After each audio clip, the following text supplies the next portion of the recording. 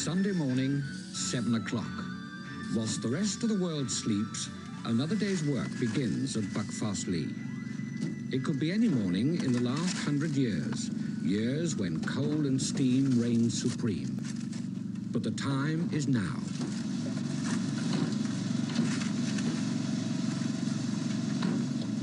What was it about those train journeys of yesteryear that makes so many of us want to relive them? Was it that the engines were more majestic, or the hiss of steam more romantic than the throb of diesel? Or was it just that we were younger then? For as many people as there are probably as many reasons. And today, all the memories are revived on small stretches of branch lines run by societies and their steam enthusiasts throughout the land. At Buckfastleigh, the Dart Valley Light Railway has been operating to Totnes for the last 10 years, and unlike many of its counterparts, very much as a commercial operation. With only a small permanent staff of 21, the members of the Dart Valley Railway Association help out the company by providing volunteers who are willing to do any task that gives them the chance to work with trains, despite the fact that only a few will get the chance to be a driver or a guard.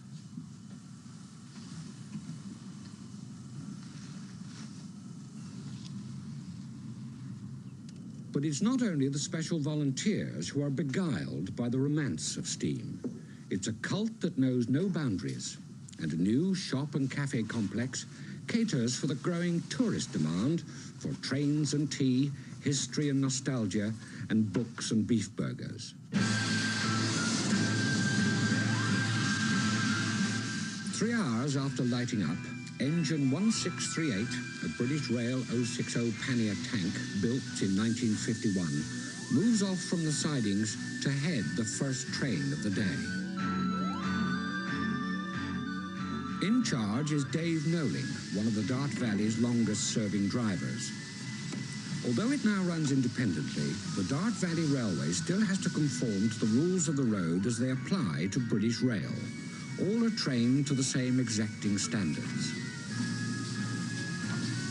When the changeover to diesel took place in the 50s, no one imagined that the demand to perpetuate the era of steam would be so strong.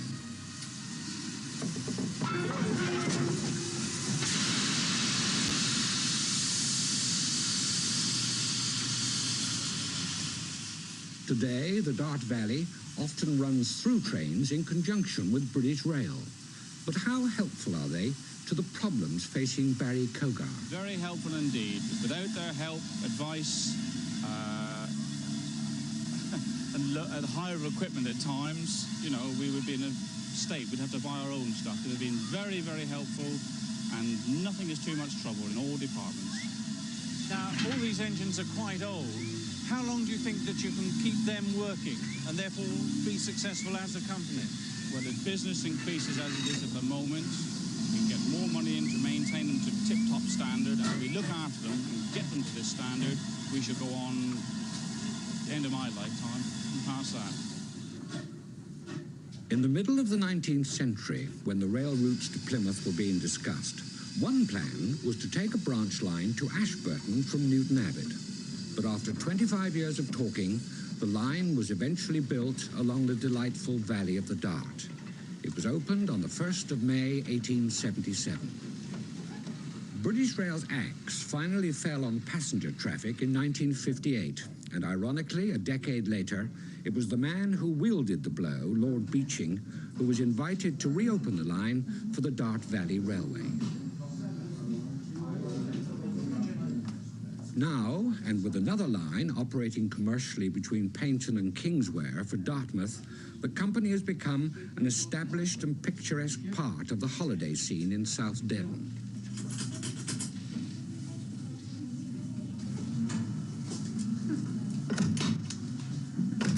Last year, more than 120,000 passengers paid to travel the trip to Totnes and back, and more than twice that number on the other line.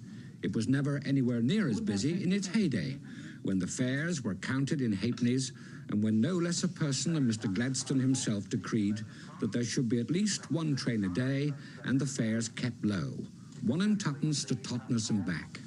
few minutes' time, it's like taxi train. Very welcome.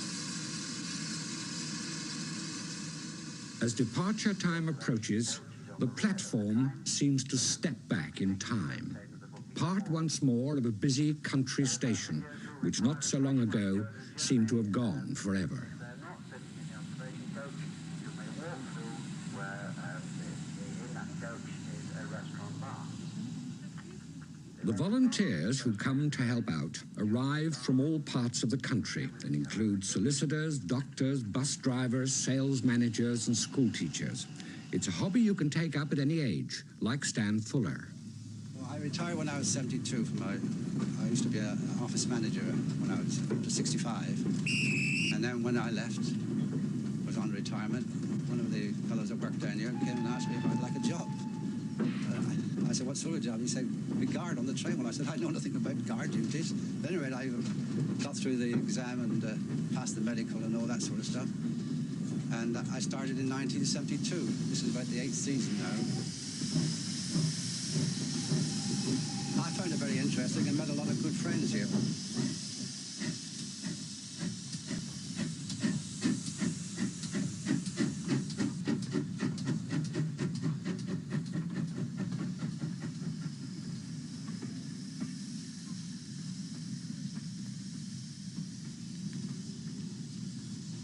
About 60 years ago when I commenced on this line as a boy, going to school at Totnes.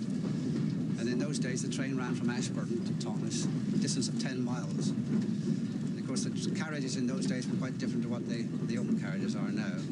There were just 2 carriages on the line, and they were 5 aside, no toilets nor anything like that. And as a boy, of course, there was a certain rivalry between the Ashburton boys and the Totnes boys, but we didn't get into much trouble at all. But in those days, of course, you got milk going to Totnes to the milk factory and stacks of rabbits on the platform going up to Birmingham. And then years ago, Buckfastleigh used to have races here, National Hunt races. And all the horses used to come by rail then, instead of by motor transport as they are now. But the line itself was quite a busy one because at Buckfastleigh there are industries, woolen mills, and at Buckfast there was another woolen mill there, and there were the paper mills. And this was one of the busiest lines for goods traffic in the southwest. But of course, when road transport came into being, that all died out and it was closed down in 58 for passengers.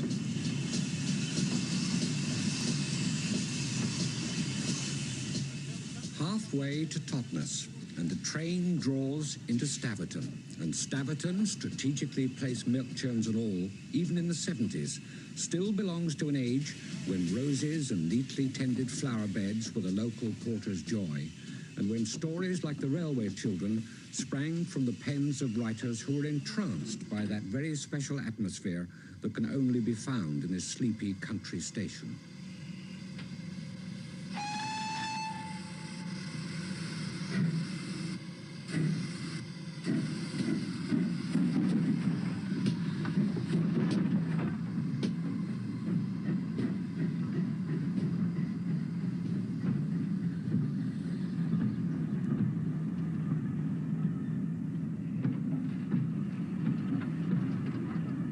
One of those who nurtures this nostalgia is Bob Saunders. Well, it's 21 years ago now that the first seeds were sown, and basically it arose out of one's concern that the heritage of the old Great Western Railway was fast being lost, and that something should be done to preserve that era of steam. And in consequence, a friend of myself set about investigating the possibility of starting a standard gauge railway to preserve some of these particular items of rolling stock and the railway scene as a whole. But after this passenger service closed in 1958, it wasn't until 1962 that the freight service finally was withdrawn, and then commenced 7 years of hard struggle to complete the negotiations to acquire the line. It appeared that we would want something like £70,000, and that the best way in which to achieve this was to set up an association of volunteers and other interested parties, and this is what we actually did. In the next 5 years, until 1968, we started to restore the line with the blessing of British Rail, and being Great Western, of course, it was usually maintained to a fairly high standard, and the struggle to do so wasn't too great. And no doubt those who travel in it do feel that we have attempted to preserve something of the whole era of the Great Western Railway, and particularly the period of steam.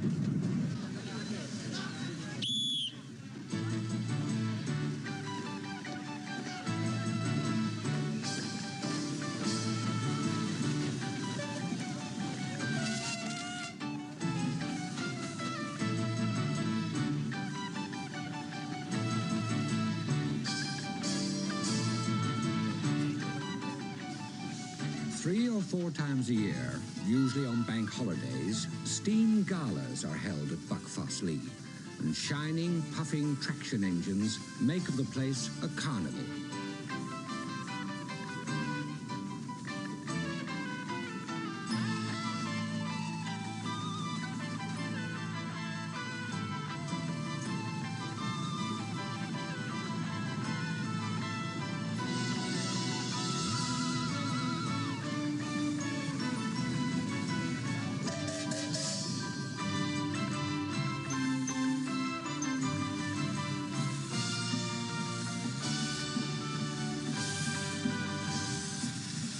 But it's not only the steam engines which attract. The gala days put a whole working railway on show. Not only its regular services, but the unending maintenance that's needed to keep those services running. One of the line's proudest possessions is a 70-year-old steam crane, which has never yet had a major overhaul. It weighs 108 tons and is capable of lifting 36 tons. The crane is used on both lines for a variety of jobs, including track maintenance as well as routine work on boilers and coaches, a rare and splendid sight of the power of coal and steam.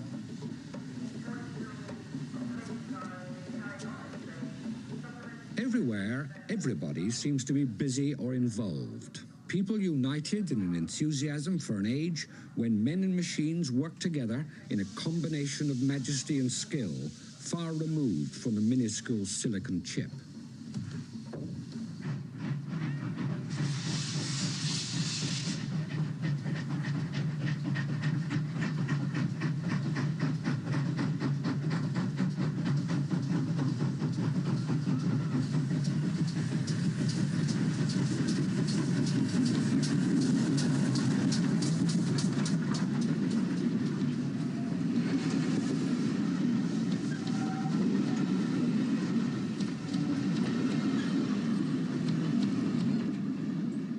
With the season running from April to October, the permanent staff are continually stretched with the day-to-day running of the company. But even when the last tourist leaves, none is short of work.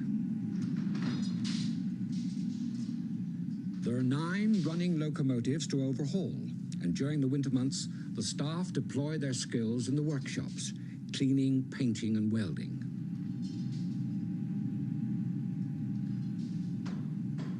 When the Dart Valley Railway first started, some of the engines were restored in the old Great Western workshops at Swindon. But costs make that impossible today, so the workforce has to be prepared to tackle anything, from boilers to pistons. Strict safety standards are laid down by the Department of Transport, and all the boilers have to be checked regularly by their inspectors. With a pressure of 200 pounds per square inch, the smallest defect could bring disaster. It's in the winter, above all other times, that the volunteers show their dedication, stripping and greasing and tackling jobs far removed from the glamour of the Guard's green flag.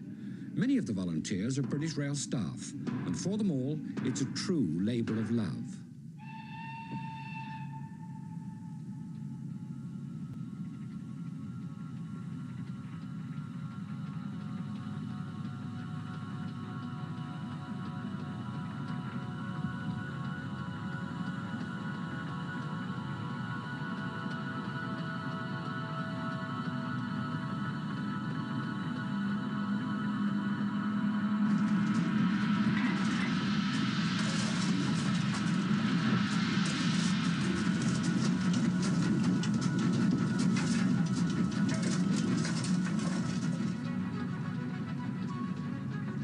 Faster than faeries, faster than witches, bridges and houses, hedges and ditches, and charging along like troops in a battle, all through the meadows, the houses and cattle, and all of the sights of the hill and the plain, fly as thick as driving rain, and ever again, in the wink of an eye, painted stations whistle by.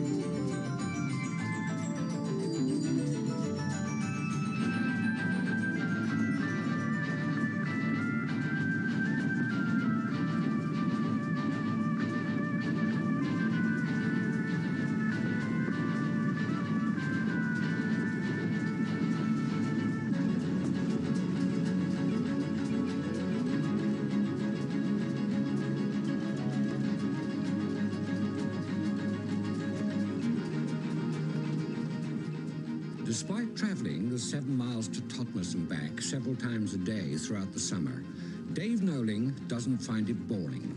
Each day brings new people and an ever-changing face to a line which runs along one of the loveliest stretches of river in the country.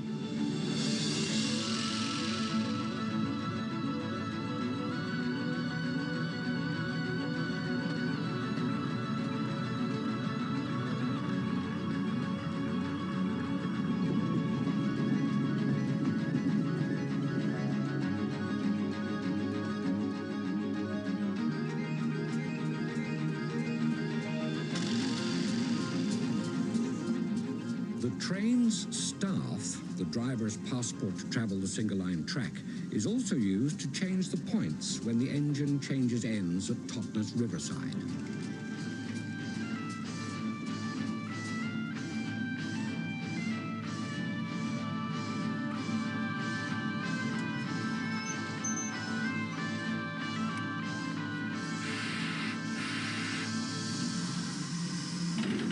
Regulations, unfortunately, don't allow the Dart Valley Company to operate onto the main line and into the main station, except when specials are being run. And at the moment, there's no direct access to the town. So the stopover is a brief one, long enough, though, to experience at close quarters the routine hiss and clank as the changeover is effected.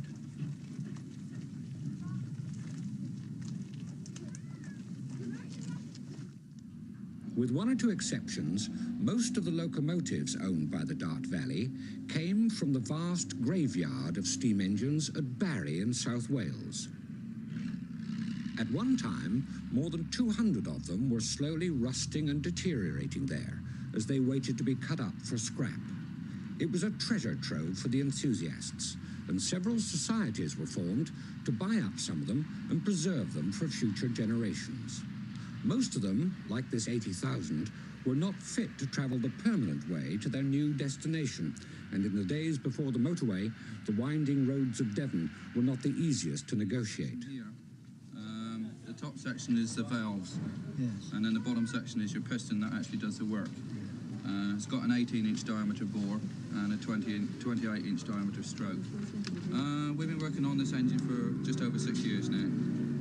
And during that 6 years, we spent somewhere around about £7,000 on parts for it. The original purchase price was £4,000 from the scrapyard, and that was the scrap price at the time. It's not an inflated price. Have they taken all the copper and brass off it then? Yes, all the copper and brass fittings and so on had been taken off of it. Yeah, and that's what's cost us some money to replace. We found a great deal of difficulty in finding the patterns and so on to replace them. Unfortunately, British Railways Engineering at Swindon have helped us a great deal. They've allowed us into their pattern stores to find the proper patterns. A great deal of effort, as you can see, has gone into it.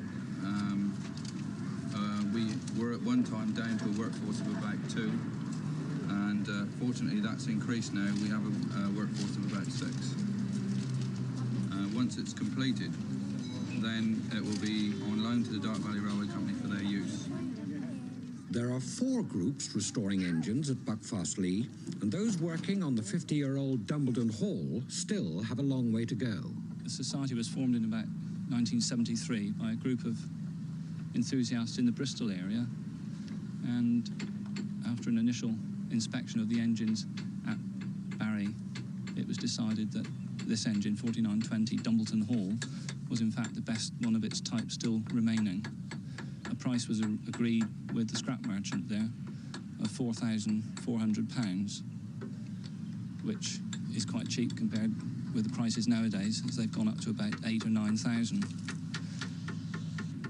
The engine is in fact now 50 years old, having come out of Swindon Works in 1929.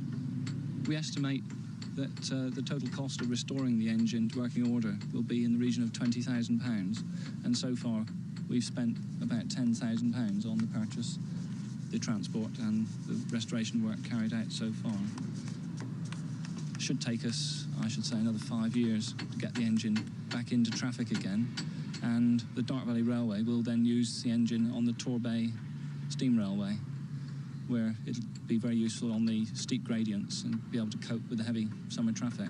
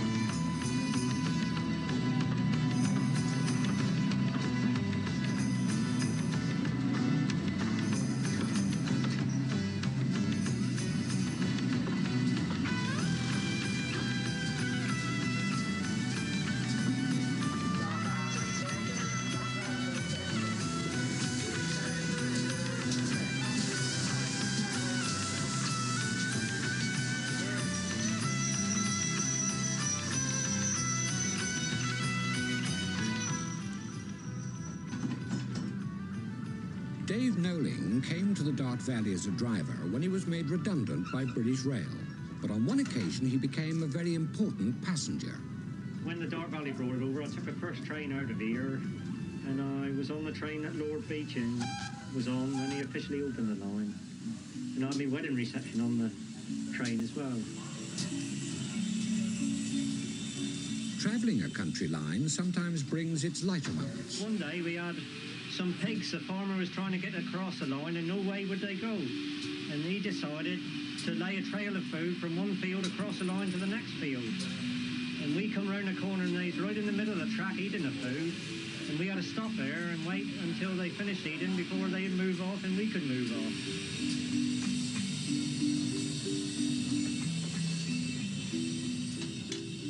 In the 11 years he's been with the company, Dave calculates he's travelled 80,000 miles up and down the track to Totnes. For each 14-mile trip, the fire consumes at least 500 weight of coal and more than 500 gallons of water. It's not surprising that by the end of the working day, both engine and footplate crew are covered in grime. And just like the morning preparations, it takes a long time before the engine can be safely left for the night.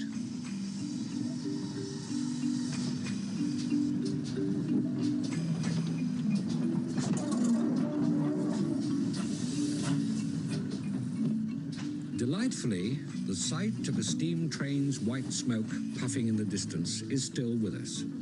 But hidden in the memories and the nostalgia are the stark economic facts that steam trains are expensive to run and dirty to work.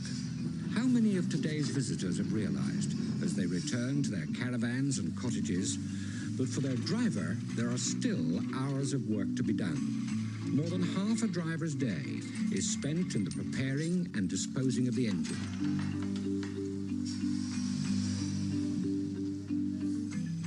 With a good fireman behind the shovel, there usually isn't too much fire left in the box. But each day, the embers have to be thrown out, the smoke box cleaned, and last of all, the ash pan cooled and raked out into the pit.